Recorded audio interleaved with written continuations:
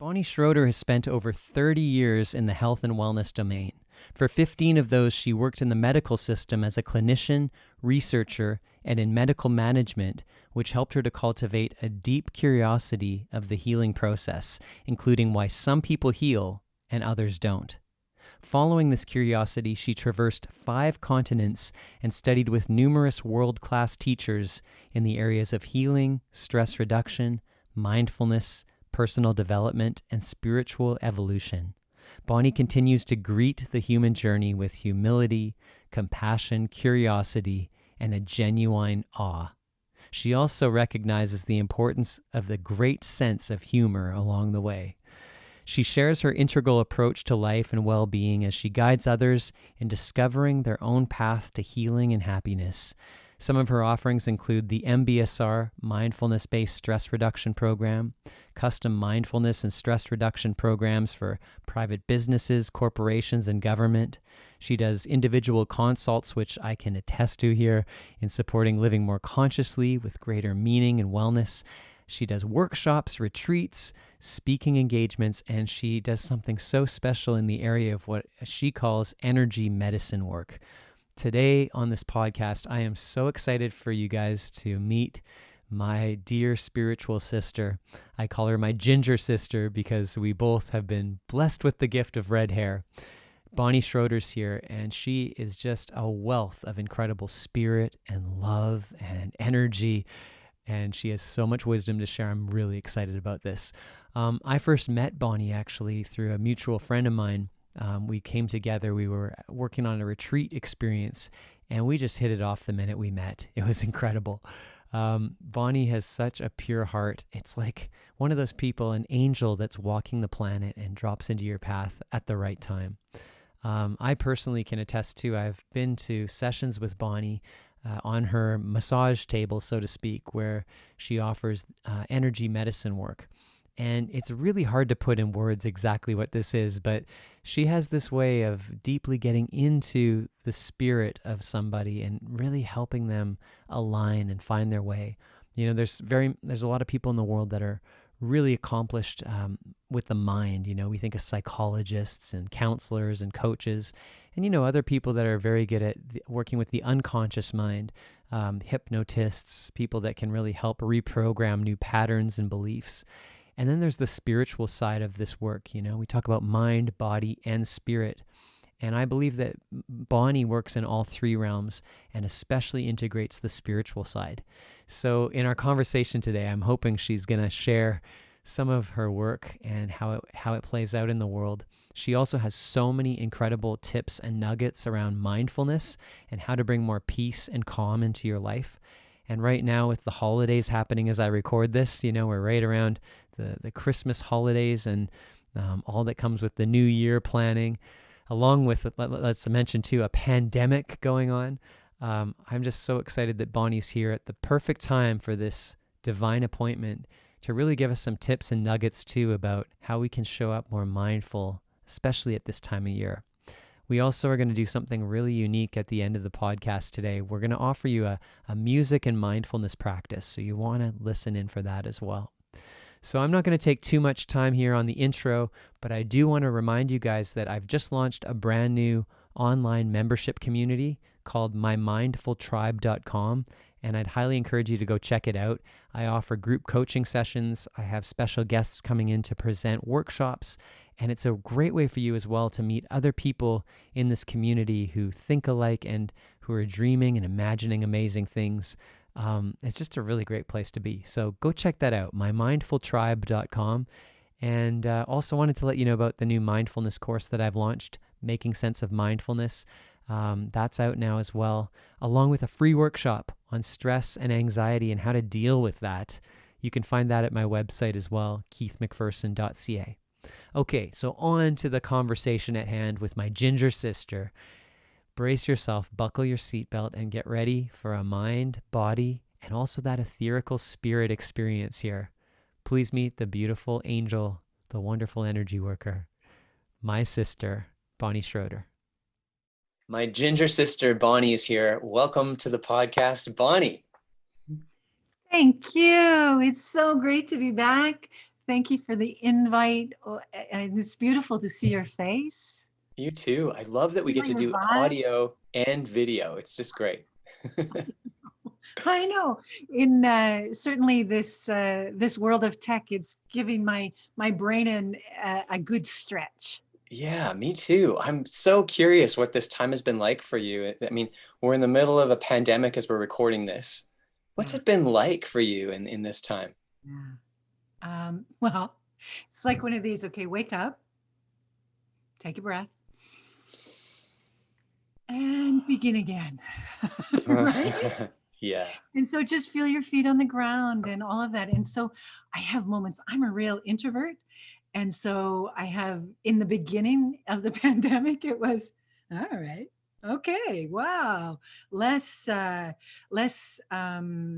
sort of out there in the world. And as a, someone who's pretty energetically sensitive to everything going on, I like my little treehouse where I can just have a little cocoon here, and not feel obligated to do anything outside of it. And then went, okay, even I now. So we're on month whatever we are now, and even I'm going, okay, not even a beach, not even. How long am I going to be in this treehouse now? Yeah. It's Exactly. it's So even for the introverts, we're going, okay, I need to reach out and touch someone. And yeah. so I've been, supporting my dad and a dear friend and things like that. Anyways, but this socializing, we are hardwired for connection, we humans. And so just feeling that, and I was really surprised again as an introvert that last week I was going, okay, I'm starting to feel a little punchy here. Yeah. And so then I go into nature and I, do increase my practices and smell the fresh air and, you know, Yeah. Zoom or FaceTime with someone or WhatsApp with someone or connect with people around the world, around, friends that are living in Europe or whatever, my family all over the place, the family of my heart. Hmm. So, and people like you, like I'm so delighted that we connect periodically and just go, okay, how you doing? Yeah, exactly. How's I it mean, been for you? well, it has been interesting. I traveled so much before the pandemic, and when that all just stopped, at first my first instinct was like, great, just like you, like vacation. I'm gonna hide out in my little cabin in the woods, which I did. And then I came back to realize, wow, this is actually real. Like there's a pandemic going on. And so it was what, as you would call it, kind of gritty. Like it was challenging. But then somewhere along the way, I realized that I kind of lost a bit of the inkling to travel, and I've been really enjoying the downtime. Was saying actually I think it was last week on the podcast, just this downtime has given me so much more time with my wife and more time just to be like evenings and weekends off. It's not in a hotel room wondering what I'm going to eat. So it's been pretty beautiful, honestly. So grateful for it. But I can say it's been both like gritty and beautiful. It's like a beautiful grit so far. Yeah. Yeah, and I don't know about you, but well, I know you live close to a forest, but that has been sort of the saving grace in all of it, and it's just staying connected with the earth rather than sort of feeling impacted by the gravity in a negative way. It's actually we're drawing up from the earth rather than feeling the gravity pulling us down, right? Right. Yeah, Yeah. which is a constant practice, honestly. Yeah. I'm just curious, like I know there's a lot of people tuning in that aren't familiar yet with your work and your incredible energy, wisdom. This is why I'm so excited you're here because I rave about you a lot in my practices and work. And just for people that are new to the podcast and new to your work, I'd love to just have you share a little bit like how you first discovered this practice of mindfulness. I mean, it seems like a real entryway in that you're talking about going for nature walks and all these strategies now, but how did you first, well, what is mindfulness to you and how did you first get into this practice?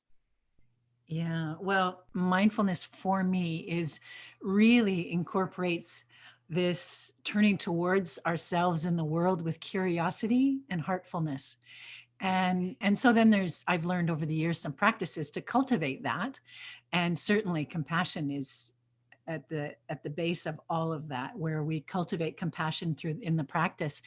And yeah, the beauty, we're training our mind not to be off in the future or the past, so we can actually be here to appreciate the moments that are being presented to us all the time. Like, I got a random act of love today. Somebody anonymously delivered flowers, and I'm going, Wow. I want to be here to enjoy them. I want to actually stick my face in those flowers in my day and actually breathe them in, really savor them, right? And so rather than you just plant them there and then you carry on your day, oh,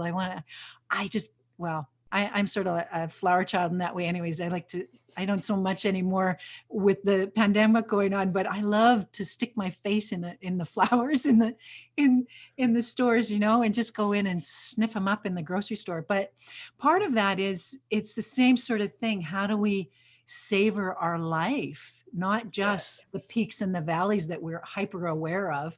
It's how do I savor the little bits, and how that translates then, in my experience, is that we just start to savor our entire life increasingly. So we're human. And so we, fall off the tracks, and then we bring ourselves back again, and okay, take a breath and really appreciate what's right in front. And even though the in front of me feels kind of scary sometimes, okay, take a breath. Where do I feel it?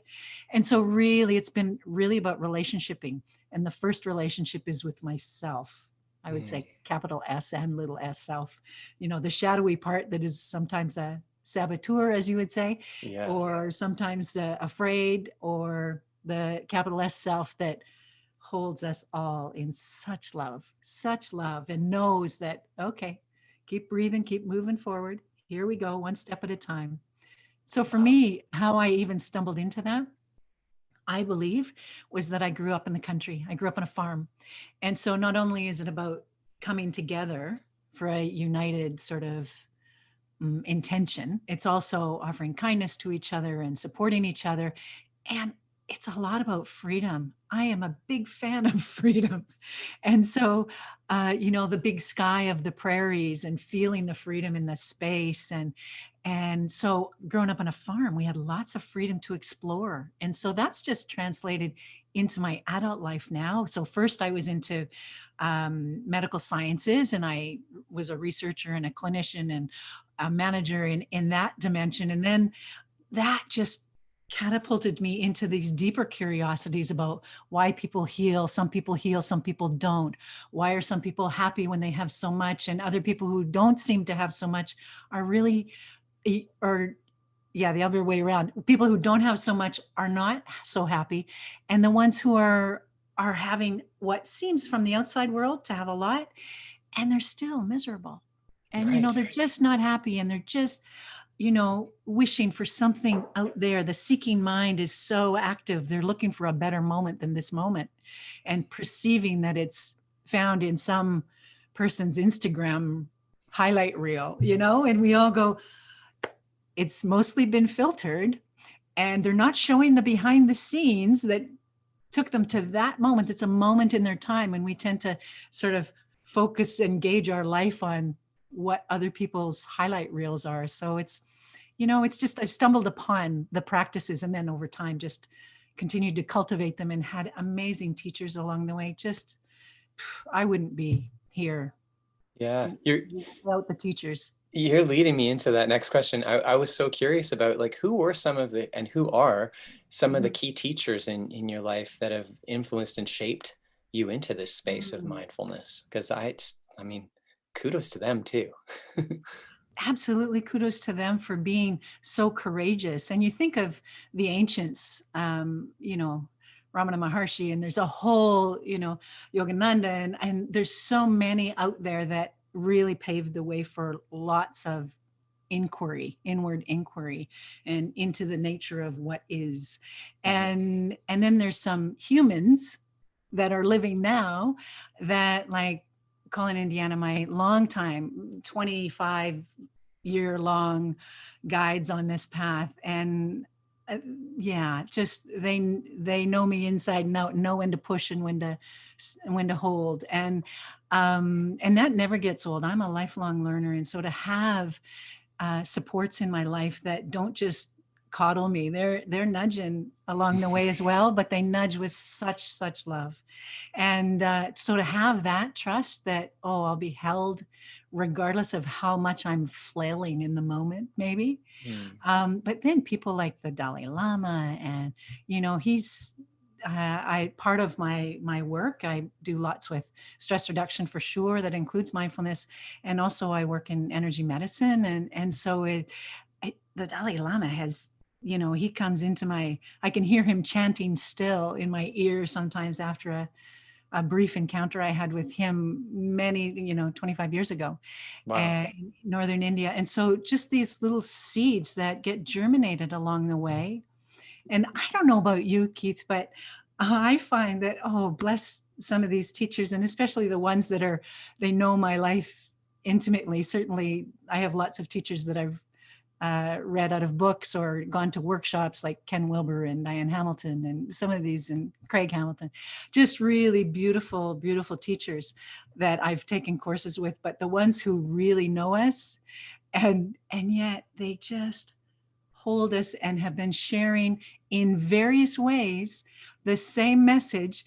And I just, oh, bless them, because that 10 years later, and when we go, oh, that's what they were talking about. Right. Oh, that's what they were trying to instill in me and guide me through.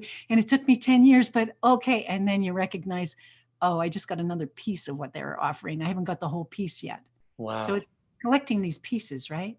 Yeah, it's amazing, Bonnie, because when I think about or imagine you, I didn't know you back in the early days of when you were more in sort of the medical system, so to speak. I mean, I've known you more in this beautiful, ethereal, kind of open-hearted mindfulness place. I mean, that's how we met.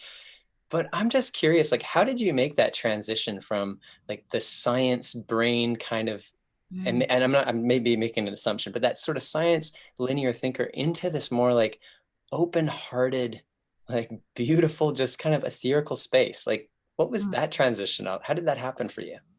Thank you. If I'm making an assumption, let me know. But no, well, your assumption is accurate, mm-hmm. and still, I love my science brain. Yeah. I love it, and what's come on board, what you're speaking to. Thank you. That's very kind. But what you're pointing to, it sounds like, is that I have a heart for healing and supporting others in finding their way, and so it's sort of done this journey down to here, from the head to the heart, where I go, oh, okay. And so it really was. I was working in management in the medical model, had the lots of opportunity for growth there, and was on the fast track and in what I thought was possible even for me, and young as a manager, and then just started to have these seeming synchronicities that would happen. I would meet someone and they would say, oh, did you hear about this? Or someone in maybe a patient would say, oh, and I'm exploring this, or, all of these things just would fall in. Or I start to hear a song and then I hear it a few other times and it points me in a direction, and then I have an insight. So what I chose to do, and I don't necessarily recommend it for everybody to take a sort of a big jump off a cliff, big sort of in one lump move. But what I did was I was feeling like this deep call that right in my core, that there's something greater, something more for me to explore. And so honoring the medical model, and it taught me so much. And then including that as I took a leap not off the grid entirely, but then I left that steady career, that stability, and started to travel around the world and explore with healers and other teachers, and really opening what I realize now is exploring compassion and being able to hold more perspectives than just mine. And can I hold a perspective and mine not be the most right? And so it's opened me to this sort of place where where it's landed me right back where I started. I have a few more air miles, but it's landed me right back where I started. And I realized that it's an inside job. Yeah. How is it that people who seem to have so little, because I really love developing country travel, still do. How is it that people who seem in the Western world to have so little yet have so much and such a light, right? Yeah, absolutely. Wow, what an incredible journey. I mean, it reminds me of Eat, Pray, Love for some reason. Just like jumping into the unknown and just this adventure, and your heart cracks open, and incredible. It's incredible. I You have eaten my fair share of pizza and pasta in Italy for sure. I love it. It's just a little bit more gluten-free now. Right. Everything's kind of changed on the diet front for, yeah, how we eat. I'm curious, on this other side of the spectrum now, and sort of the more mindful, compassionate place that you operate, and you speak about energy medicine. And I'd love to hear what that is, because a lot of people that I talk to, and I share about your work, and I try to describe it, and I'm like, I can't completely put words on it. It's just, it's magic to me what you do. What is energy medicine? And yeah, tell us a little bit about that practice. Well, thank you.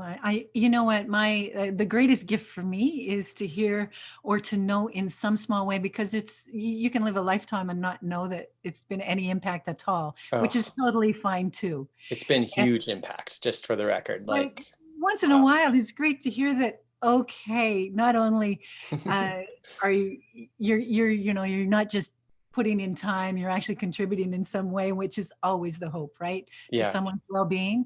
And so thank you for that. And um, for me, there's lots of people playing in subtle energy now. So what a beautiful gift that is. It's, there's lots of different entry points and different people exploring at different depths and capacities, and really exploring their gifts in lots of ways, which we need all of that. Mhm. And so one is not more important than the other. It's just another option for people.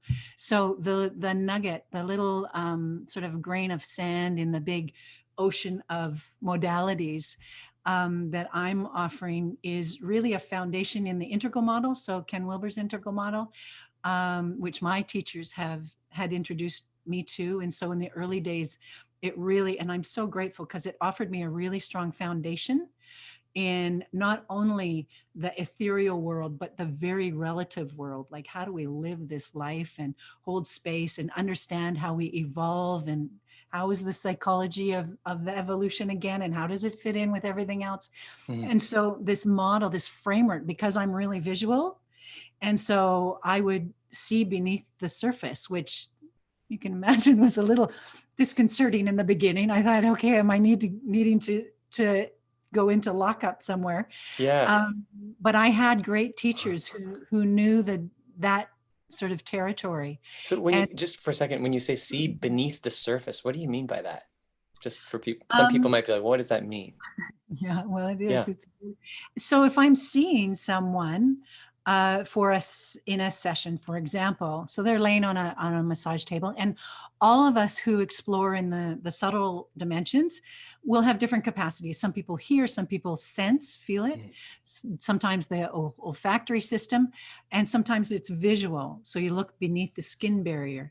And Wow. so for me, yeah, all of those come in at various points when it's important. I never know which is which, but my primary is it's visual. So when someone's laying on the table, it's a bit like Star Wars in there. Think sort of Joe Dispenza meets Star Wars. So Got it. it's seen underneath the surface of what is, and so I can see where the incongruence is in the flow of a body, a human, Wow. and where are the energies stuck, and where are they flowing, and is there a pattern underneath that is relating to their life now that can be supported in a more holistic way perhaps. And so then, yeah, so it's in that way I'm a visual knower.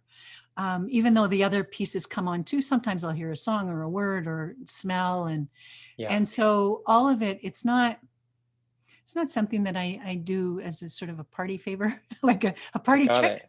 Yeah. But if it arises, and it's just how I experience. And so looking outside, I might see in a different way than you might see.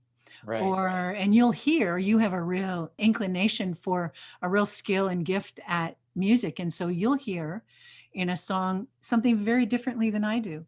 And so for me, it's just more visual. So looking underneath the surface into the cellular structure and into the physiology and into the fascia, and seeing where it's sticky and where it's not flowing. And sometimes it looks like a constellation.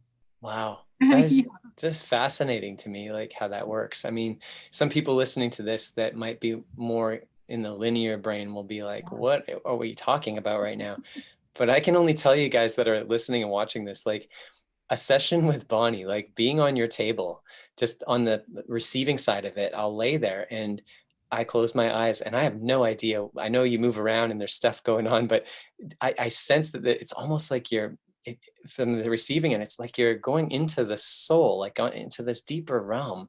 And then on the other side, when we come out of it, it's like you're a mind reader. Like you tell me things that come true. And I know I'm not alone because I've talked to other people that have been through the work you offer. And they're like, I don't know how Bonnie knows this stuff, but she like predicts my future and knows what's going to happen. And I just, it's incredible what you do as a healer and as an energy medicine practitioner. Like, what a gift, Bonnie, honestly. It's and it's tough to put this in words, but I think it's like next level stuff in my brain in terms of where do we go from mindfulness, paying attention. It's like, can we see with the eyes underneath the surface, and can we begin to hear and interact with that spirit part of us that's like eternal, that isn't separate by just this temporary physical body. And your ability to do that is just incredible to me. Yeah. Thank you. You're Thank welcome. you. Yeah. The in that part of the what you had said, the predicting the future, Mhm. what I'm picking up on is what's occurring right now and what are the potentials given all of the givens. Mhm. What are the potentials? And so then I can see if we continue, as it's like if you smoked 5 packs of cigarettes a day, Yeah. but then so I can see where that'll head. It's Yeah. not usually what those are sort of obvious things, but Sure. the less obvious pieces that you're talking about. And so I'm picking up on that. And then what the difference in that can be that, oh, when you have that information, then you either continue on the path you're on or you choose to make a shift. Wow. Right. And so then Right. it's much more conscious. Okay, this is what I'm seeing. And so that's, sometimes I share that with people, sometimes I don't. It depends on why they come. Right. And again, that comes spontaneously. Sometime, it's not that people come for psychic reading. That's Right. that's not it. But sometimes these overlays, you start to see patterns, and I get a glimpse. So I'll get a picture and I'll see or hear what's happening for them if they continue to choose this pathway. And in that too, you never know, like time-space reality, if you go into the quantum field, it's pretty non-existent, that whole time frame we work in. So sometimes it happens right away, sometimes it doesn't. But what I would say is the primary of what, and most of it I don't even understand either, but the primary of what I'm offering is to really help people to remember the essence of who they are. And so this sacred holding field for people to land in. And so everything, so if they're seeing other practitioners, it helps to integrate that. And I recommend people have a team, right? We all offer a unique piece that is helpful. And so just this holding field, and then I fine tune to help them integrate that. And so if we have this higher self that I sort of referred to, you can call it whatever works for you. And so attuning to where are the incongruences in where you're sort of living your life and this greater holding field, and then just fine tuning, sort of bringing some elixir in there and helping to connect those areas of the body that the physiology, it's more subtle, but gross subtle and less subtle, of the body mind. Where are the incongruence? Where is it heavier energy? Where is it not, like I said, not flowing or not sparking? And so sometimes it's like a jumper cable, right? You're just sort of boosting that energy. Yeah. And sometimes it's just helping to create bridges through the different parts, from the head to the heart, or the one cell to the other cell, or one DNA Wow. piece to the other DNA piece. But mostly that's just the fine tuning. Yeah. Mostly it's a holding field where people can remember the truth of who they are, Yeah. in a way that is this compassionate holding field as best I can. All practitioners can only hold as well as they can hold themselves, and open and be a conduit, right? Because I'm not doing any healing. I am just the conduit, and grateful to be along for the ride. Yeah, really. Totally. Speaking about that, cultivating your own practice and opening yourself up to do this work, I'm curious what a day in your life would look like especially a day where you're going in and cultivating that self-care and compassion. How does the typical day look, or your practice look, to make My sure that you're staying in that space of alignment so you can offer this kind of work? Yeah. Well, I learned a long time ago that one of the things, which might be surprising, just in given what we're talking about, but one of the things I do every morning, I make my bed. That's my practice. I make my bed. And it's, I'm laying in bed, I wake up, I smile, I give thanks for another day to explore what is love through this vessel. And then I get up and make my bed. And it's one thing. And so many people say, okay, people who are feeling meaningful lives, make your bed and it will sort of set you off. You have one thing accomplished in the day. And so it's part of my ritual. I make my bed. And then there's the inner practice, right? So I'll sit, I'll have a meditative practice, like a formal sit. And then throughout the day, weaving, as you do as well, these drops of mindfulness, right? These drops of being present.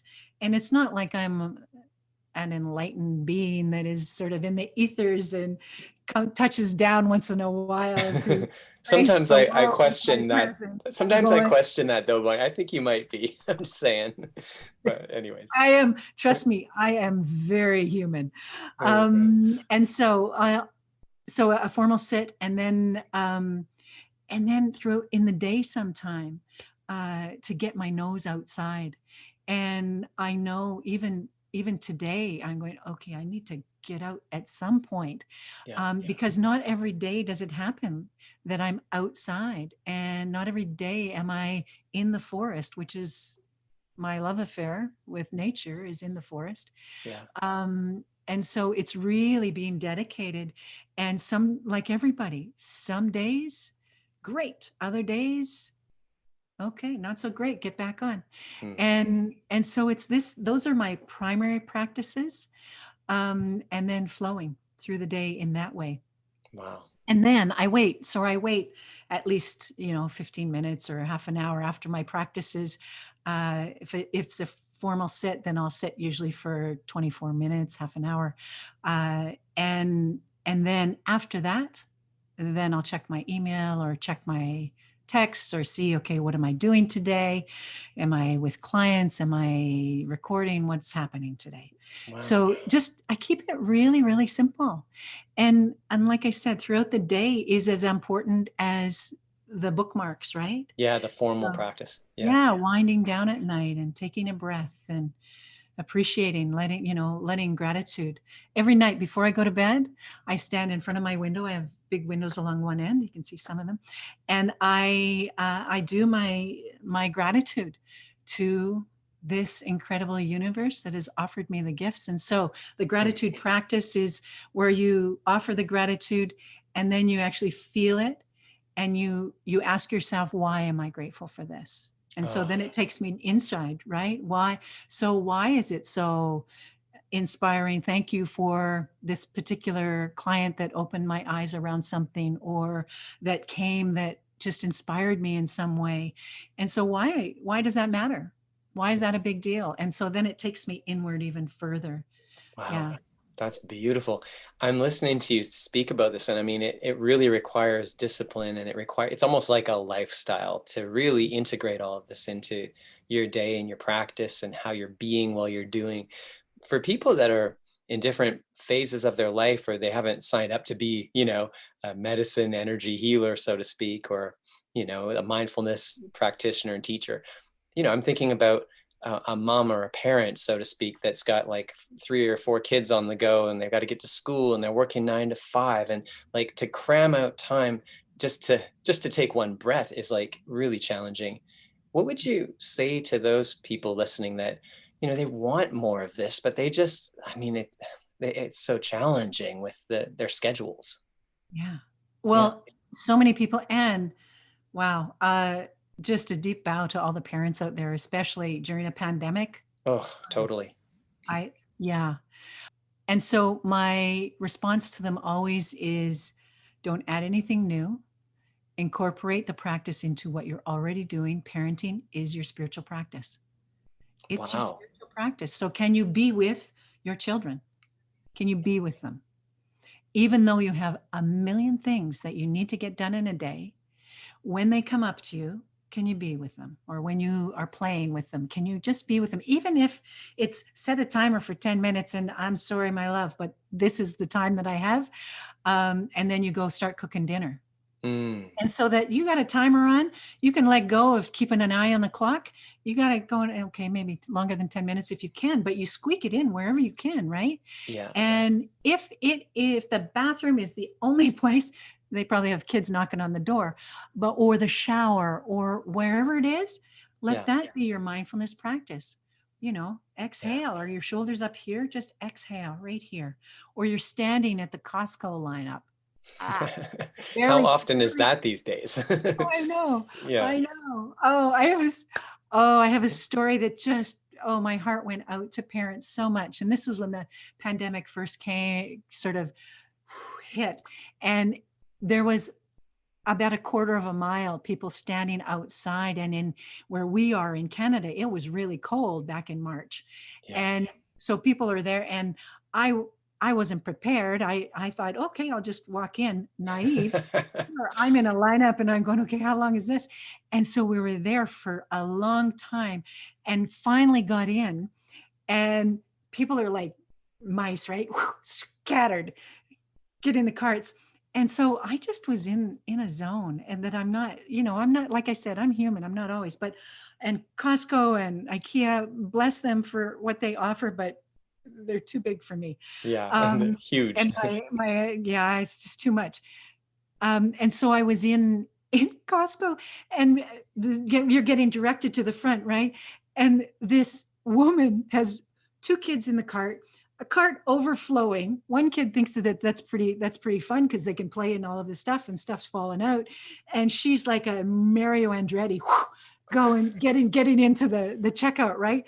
And she just sort of sweeps by me and this other person, and I hear her say, "Don't you have anywhere else you have to be? Don't you?" And I'm going, "All right." And I just went, "Oh, like I so feel you." And like she's long gone, and I'm just going, "Oh, right." And we're, trying to find our way to the thing. And then I saw it as the greatest compliment, because no, right here is where I need to be. Right here. Thank you for the compliment. I am being right here. Right. Is there no place else you need to be? And I went, yeah, no, right here in the moment, right here, offering you love and appreciating all that you're bringing here, and all that you're doing to nurture your kids and get home and take care of your families. But it was a great compliment. Isn't there any place else you should be? It's right here. It's so interesting though, because I mean, it's very countercultural to be on that sort of more present trek where you're not rushing to get somewhere, or like, I can't be here right now because I got to be there. I mean, Robert Holden, this coach, used to joke about this on-the-go marketing, where we've kind of convinced ourselves as a culture that we've always got to get somewhere. We're always on the go. And he talks about like the shampoo and conditioner bottle, and he's like, somebody one day looked at both in the shower and were like, I don't have time to do this. I got to do a 2-in-1. And then everything now is like packaged on the go. Like I've got to get somewhere. It's so countercultural. So what you're talking about, like to be present to each moment, even in the moment of I've got to get somewhere, like how do you do that? How do you develop the muscles, like the mental power and the emotional power to be okay with just being in the moment? Well, to start small, baby steps. Yeah. And turning towards yourself just in these little ways. And again, it's not that 24/7, then there's an expectation that we're mindful. It's that, can we start to cultivate a practice where we start to have a lot more mindful moments in a day, rather than just the bookends of a great experience, or a really disheartening experience, you know? And Yeah. can we have these little moments in between? So if you're driving a car and you're at a stoplight, feel your hands on the wheel just while you're there. Feel your seat, feel your legs, feel your body. And this is a little practice that I do all the time. And so when you're sitting in your car, scoot your bum to the back like you would on your meditation cushion. Do not meditate and drive. Bring your shoulders over and bring your back even an inch off of the seat. Oh, wow. And what it does is it cultivates that sitting practice, that the core. For Yeah. those of you who want to grow abs, them can help with abs too. But it really helps you to stay more present. I found to be more mindful of what's going on, because you're not lounged back, right, and sort of driving. You're up and in a dignified position, sort of, because you're holding yourself there and elongating your spine. And just that one practice can make such a difference. Just lift your body off the seat, and it's not, you're not cranking your seat back so far that it's a lounge chair. It's just one click back. Sure. Where you can just then hold yourself there, and it keeps you more alert. And what if you turn the radio off? And you just start to listen without a stereo, without more sound.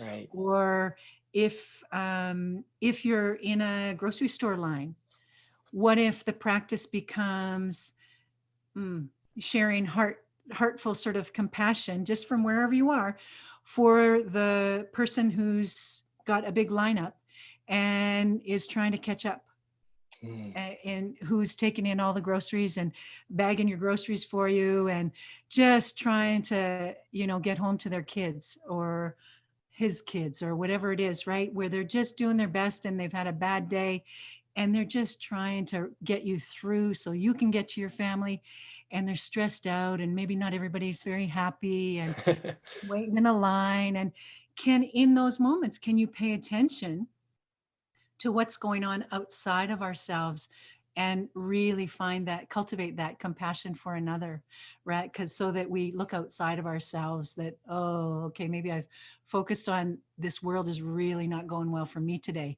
Okay, it's not going well for them today either. Can I offer compassion? Because I know what that feels like. Wow. And so just where there's this commonality, we all want to know that we're not in this alone. And we hear a lot of that in the pandemic, right? #together. And we go, well, what does that really mean? And so it's those moments, mostly when we're suffering, where we go, it's even worse because I feel alone in it. And so can we then extend a kindness to someone else? Like these flowers that I got, just a random act of love, as you #love on. Love on. You have this beautiful story about loving on. And so it's how are all the ways that we love on each other in the world, whether it's anonymously, like nobody knows you're doing that while you're standing in a line, or some child is having a temper tantrum and you're just trying to keep your mask on and tend to the child and not disrupt people, and you're embarrassed and feel ashamed and just, oh, they are doing the best they can. Just love on them. It makes a difference. It makes a difference. We're all energy, atoms and molecules vibrating. And when we walk into a room that's full of love, we feel it. When we walk into a room that's full of anger, we feel it. You are How about you? speaking What are you doing? my language. Well, what makes sense for you? Well, as I'm listening to you speak about it, I'm just so inspired. I love this idea of embodied experience in the present moment.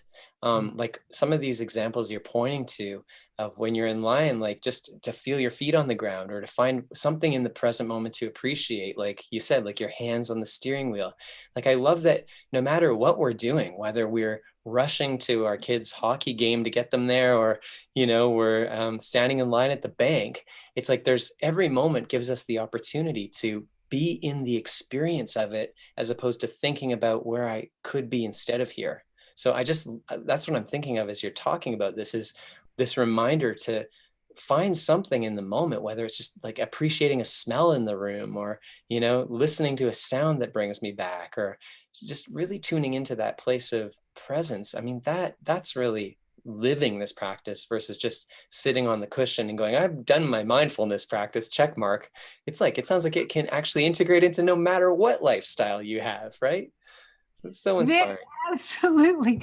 There are, oh, so many people that are quite proud of their meditation practice. They sit for 4 hours on their cushion and then Right? they're jerks off the cushion, you know? And so how Yeah. is that useful? Where's the bridge between the sitting practice, cultivating that deeper awareness, and then the lived experience? As you said, can we embody it and just try to be kind to each other and kind to ourselves? Because when we're kind to ourselves, man, that ripples out into the world. It does. Kindness, right? So Yeah. all of those pieces make such a difference. And just, again, keeping it, these little practices.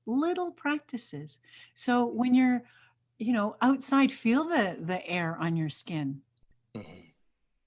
And rather than just quickly jumping to, why does my face hurt why does the air bite my face? I know. When will I be done with this Winnipeg winter? But it's in that way too, the shift can be, okay, well, I'm still alive. Here I am. Sure. And we don't have to always like it. So the moment, lots of people sort of get caught in mindfulness is about really liking each moment. It's not about loving every moment at all. It's just not trying to push it away and not trying to find a better moment than this moment. This is the place everything happens, right here, right now. What do we do in Yeah. What do we do in those moments when it's not the greatest moment and you don't want to be in the moment? Well, what do you do there? Yeah, well, you acknowledge that it's tough, right? There's a practice, it's a pressure point where it's 4 fingers down. It's one of them is called it's the same point, but it's called the Sea of Yin or the Sea of Tranquility. And just inhale, exhale. I know Kristen Neff reminded me of this, where you inhale and exhale and just move it towards your heart. And it helps to reboot the system into a more calming, relaxed space. So when no one's around and you're having a rough day, just coming on back and knowing this soothing peace that I'm not in this alone. Okay, I can self-soothe. We've learned in our lives, hopefully, how to soothe ourselves. And other pieces in that is just recognizing, okay, I don't have to live in the full sensation of it. If it's too intense, then we can shift that state through some practice too, like with music or going into nature or whatever. But it is really helpful to acknowledge that, my heart is beating a million miles a minute because I am afraid, or I feel like I just got a gut punch because that client didn't like me, or whatever, or our thought that they don't like us. Like yes. I was saying the other day that, we can conjure these thoughts up, and there's research out there that says 85% of what we worry about never comes true. It doesn't even happen. And of that, the 15% that does come true, we actually are far more resilient and have better outcomes than we could have ever imagined. So we spend so much time worrying about the future or longing for the past, longing for some other moment, really, that we miss out on what is right in front of us. And so rather than, turning towards ourselves with kindness and going, that's intense. That's really intense. And just taking one breath even, or 3 breaths even, when you feel yourself triggered. And then, okay, come back and begin again. And just that moment where we take a breath, it sort of helps to shift our spiral into some slippery slope, and it reboots. It's like that stop practice, right? STOP, where you feel that, that's intense. Stop, take a breath. Observe, where has it landed in me? What's happening in me right now? What do I feel? Come to my senses. What does it feel like? Is my heart beating? Are my hands tight? Am I sweating? And then proceed. Just that quick, brief. You can see a stop sign in your mind for the visuals. Beautiful. And so it just gives a little window to help us course correct. Beautiful. Okay, even in the intensity, Can I course correct? Can I acknowledge that that's intense? So we're not pretending things aren't happening. Can I acknowledge it's intense? Can I take a breath and reboot, come back to myself, in that breath, I'm rebooting my system and reminding my body, mind, and heart that, okay, am I being chased by a tiger right now? Am I going to die in this moment? Or is this just really intense? Okay. And so if we are feeling life threatened in that moment, okay, in that moment, then we'll do a automatic response and how we get out of that. And that's very appropriate. Wow. Okay. And then when you pause, because a pandemic isn't always healthy for people, right? They might not be in Totally. a home that is healthy. And so they're having to take care of their lives or their children's lives. And so in those moments, yeah, it's not where you take a moment to pause, you act and keep yourself safe and your children safe, right? And so, but for the rest of us, where our mind is telling us the same sort of trigger or showing us the same sort of trigger that this is life threatening, when actually you just stubbed your toe or something, or your child is having a temper tantrum or whatever it is, the scale is vast. Yeah. And can we, in those moments where it's not life threatening, can we take a breath and just acknowledge that we are so human and suffering in that moment, and acknowledging that it doesn't have to be something life threatening for us to say, yeah, it's intense. It's intense for the person. So, it's intense. And then from that place, we move forward. Wow. Okay. But to feel it, to heal it, right? We don't have to live there in the feeling, but just to acknowledge we're experiencing something that's intense here. What do you do for Wow. yourself, Keith, when you get triggered by something? I just scream and yell, and I'm just kidding. Sometimes And I then, do though. and then what? What's next? Ah! What's the Breathe, next thing that happens? breathe, take a deep breath. Yeah. Try to collect myself. Wow, when I'm right at the edge, it's like I was saying earlier, it's like to try to find something in the present moment to focus on besides my mind that wants to race. So it's like feel my feet on the ground, take a deep breath, adjust my posture. Yeah, and just be with the moment of it, just as I'm breathing, and wait for it to move through, as opposed to trying to run from it or go sometimes I do scream though, like it's crazy, and it's all good. And I think also the practice is to just like allow myself to feel what I'm feeling and not feel guilty or shameful or upset or judge it. I think I'm so quick, we're all, I think, so quick to judge what we're feeling. So there's that invitation too. It's just to be with it. And my grandpa always used to say, this too shall pass. So like be in it, like experience it. Yeah, the grit, the grit. Yeah. And we Uh-huh. so often want it to pass faster. Totally. Oh yeah. And so just knowing that at the base of the ocean is joy, capital J, joy. We all have access to it. So we can be in the grit and still appreciate the beauty of a sunset. We Yeah. can be in such grieving, for example, and still laugh when we see a child do something silly that Totally. reminds, our heart opens, and our hearts are so vast. We have the capacity to hold the full range.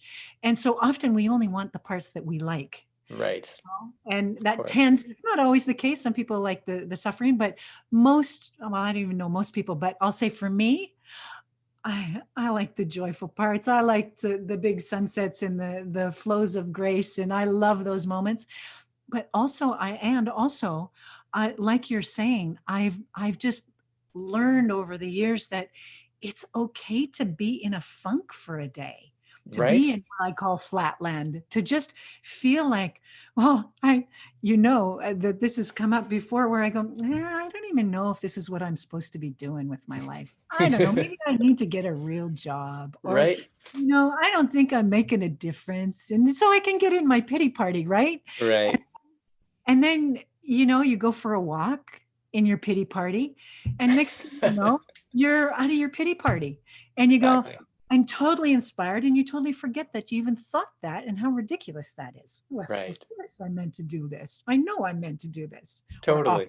offer this or be this or whatever, we can so get caught in comparing, or Instagram's great for that, but get in comparing or just this wishful thinking that we are something we're not. Yeah, totally. Well, what's your unique sort of capacities that you're bringing into the world? What we think is sort of freakish qualities or whatever it is. Maybe that's your superhero cape, maybe that's what really helps you to feel fulfilled and helps the world to really feel supported. And what if it's those strange things that you think are strange, but actually they're really beautiful gifts? Oh. Bring all of that together. What are your superhero qualities? And they're the unique bits that we bring. What are your superhero qualities, Keith? What Oh are the my unique, gosh, what I'm are your on the unique spot. pieces? There's so many. I mean, let me dispute with that. I think some of the qualities I would bring would be, well, definitely music is one. Yeah, you I do. love singing.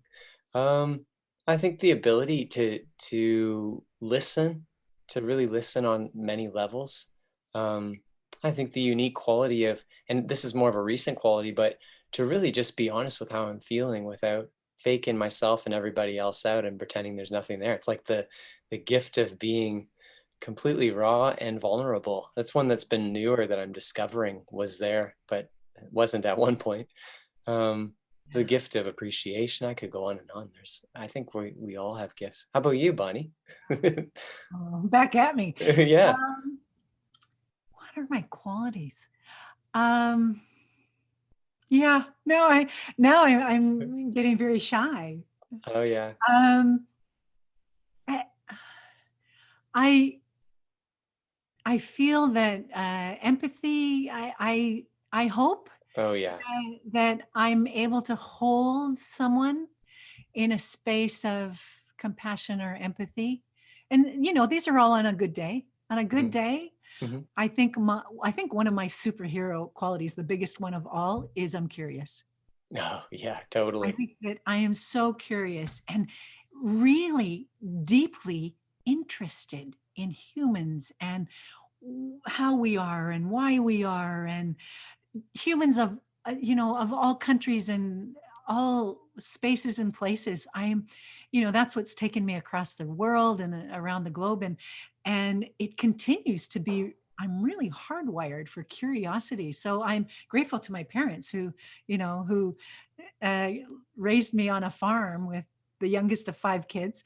So I would say there's a strong survival mode there too, sense of survival. I get real resilient when you're the youngest of 5, and you sort of fend for yourself for the most bit. I had a sister who was one of the pea in my pod at the time, who and still is actually, who we were about the same age, the younger kids versus the older kids, and so just being able to explore. And so that would be one of my biggest Curiosity. superhero cape pieces, curiosity. Absolutely. Wow. Yeah. Well, speaking of curiosity, because I want to make sure we have time, I could talk to you like for 24 hours a day and never get tired of it. You have so much amazing wisdom to Oh, share.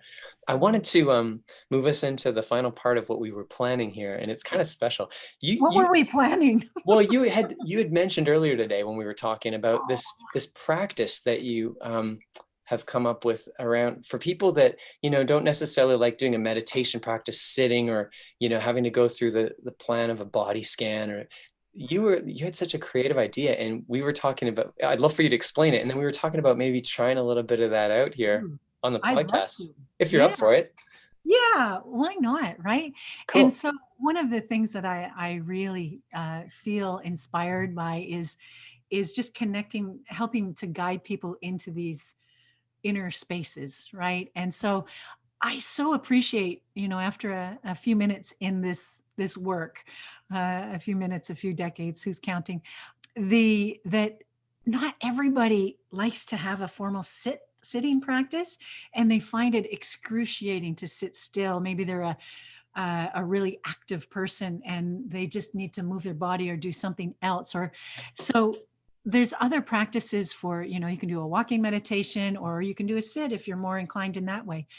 And and so for people who are more audiophiles, and so it just occurred to me, and this may be an old practice that I'm just sort of tapping into that one mind about, but it just occurred to me the other day to have a practice where we choose a song, and then one day we focus on just listening to the words, the lyrics, and just being with the lyrics. And so we might get, our mind will wander into the melody, or we'll have a ache in our back, and we'll get distracted, or we'll think about dinner tomorrow. But then just gently, that's the moment of mindfulness. When we get distracted and we notice we've been distracted, that's the moment of mindfulness. And there's that window, like in the stop practice, there's that window where, okay, we have a choice. Do I bring myself back with judgment or with kindness? I would suggest kindness. Bring yourself back, begin again, and just listening, hearing to the lyrics. And then the next day, just listen to the melody. And then the next day, just feel the sensations of the breath through the body. Just focus on the breath. Wow. And then the next day, so it's 4 days now, the next day, focus on the sensations in the body. So if it's a sad song, where do you feel sad in your body? How does it show up? Or if you feel happy, if it's a joyful song, what does that feel like in the body? So, and then if you really want to, blast your practice open in another way, day five is open awareness. So just pay attention, like you are an open vessel. The doors and the windows and ceiling is off this vessel, and you're just making room and just attuning to what's flowing through. Maybe there's a sound, maybe it's a melody, maybe you hear some lyrics, there's some words, maybe there's a sensation of the breath. Maybe there's a sensation in the body. Maybe you recognize the breath and you're feeling it. So it's coming to our senses. And so like this choiceless awareness practice, this open meditation practice, where you're just sort of like in life, where just make room for it all and being mindful as it washes through. We're not trying to grab it and hold on to the melody. We're just observing it. Yeah. And it's just a way to stay present, right? Yeah. Well, so can we try it out on the podcast? I would love. Would you play? Yeah, I have my guitar here because I really would love to do this with you. And I know the times when we weave music in, when you weave music into, anytime we connect, they just leave my heart so open. I love it. Well, yeah. So I'll play, and you're going to be the facilitator for this as well, Okay. right? To get people in. So everybody. Cool. Should you choose the mission, you guys, all of you, come on in. So a deep breath in through the nose, slow breath out through the mouth, and just soften the lower belly. Yeah, just coming in here for this practice. Just here right now. Taking a breath, bringing yourself present. And as Keith begins to play, just allowing yourself to focus on the melody, on the sound, and just noticing the sound, feeling it.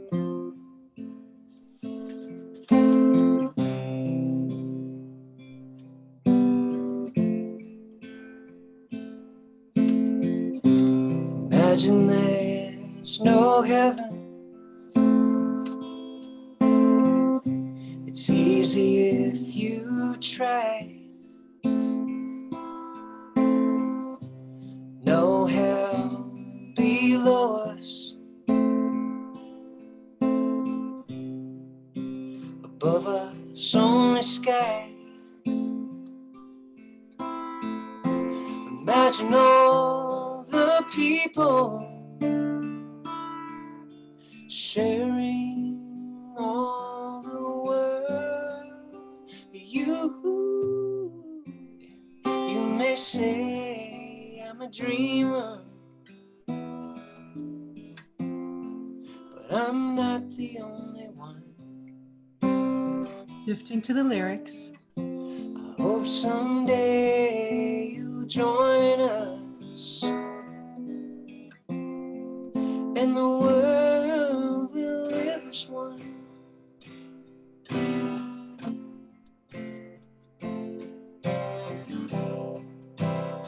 Sensing how it lands in your body. What is alive? What becomes alive in the body?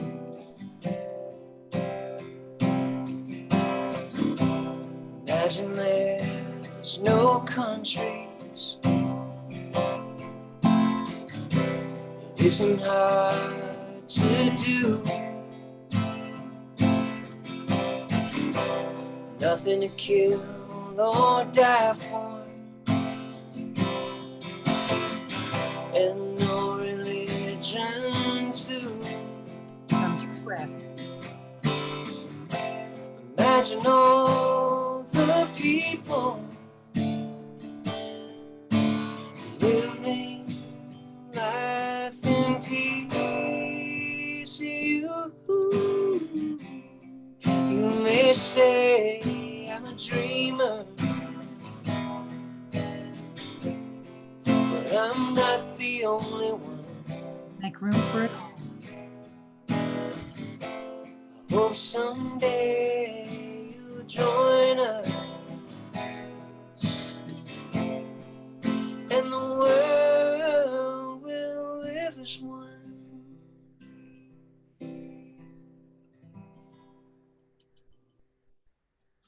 Take a breath.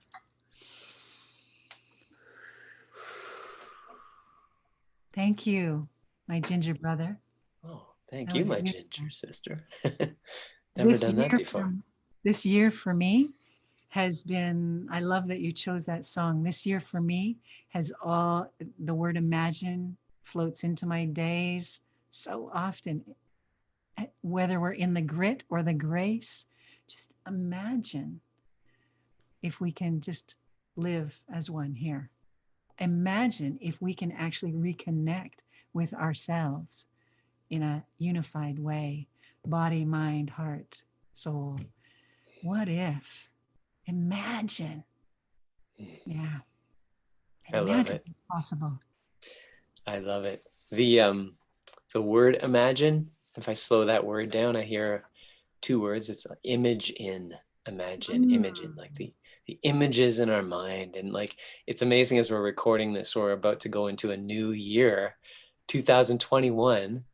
And it's like, what are the images in our mind right now that we're thinking about that we want to see show up in the world, right? It's like this pure potentiality right now. It's so cool. And that quote that I hear often is, if it's not uncomfortable, you're not imagining big enough. Wow. Your imagination be bigger if it doesn't make you a little bit uncomfortable. Right. If you're not living at the edge, you're only taking up space. I've heard that one too. There's so many. Yeah, absolutely. And we are, and let's take up more conscious space, right? Absolutely. Or let's take up that space more consciously, maybe. Oh, yeah. I love it. I love it. Well, something I'm imagining, Bonnie, in this new year is that we're going to collaborate and offer some incredible programs and opportunities for people to have a little bit more of this beautiful ginger love. We say ginger, if you're listening, we're both redheaded. And so we have this ginger love affair with each other.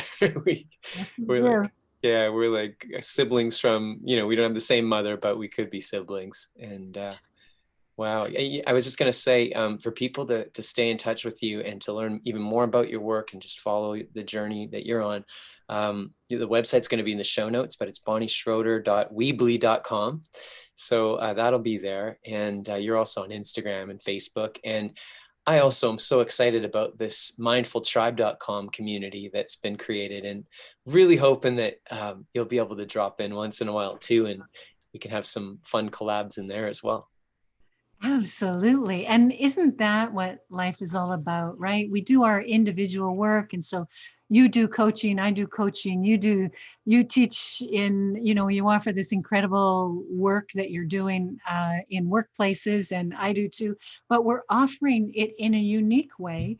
And I love this bridging when we come together, right? And so right now is such a big time of reminding us how to come together, and that it doesn't have to be so hard. We can, be inspired. I know I'm always inspired when I'm around you. So just being inspired through each other. When we come together, not just you and I, but people in general, when we come together and we are holding space for lots of perspectives, lots of viewpoints.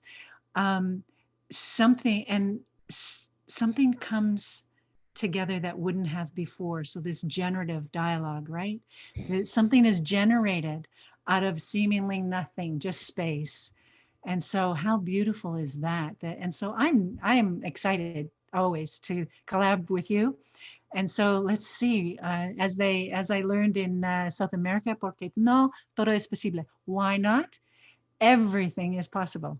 Oh, I love it. What a great way to kick into the new year. Bonnie, thank you so much for joining us on Let's Connect this week. And I absolutely love you from the bottom of my heart.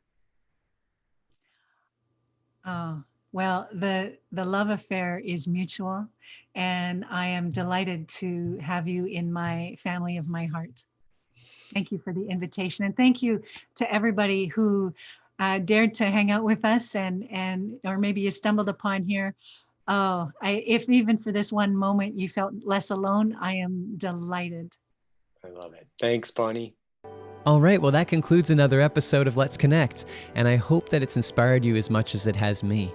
Thank you so much for tuning in, and remember to subscribe to both the YouTube channel and the podcast channel, and I look forward to you joining me on the next episode of Let's Connect.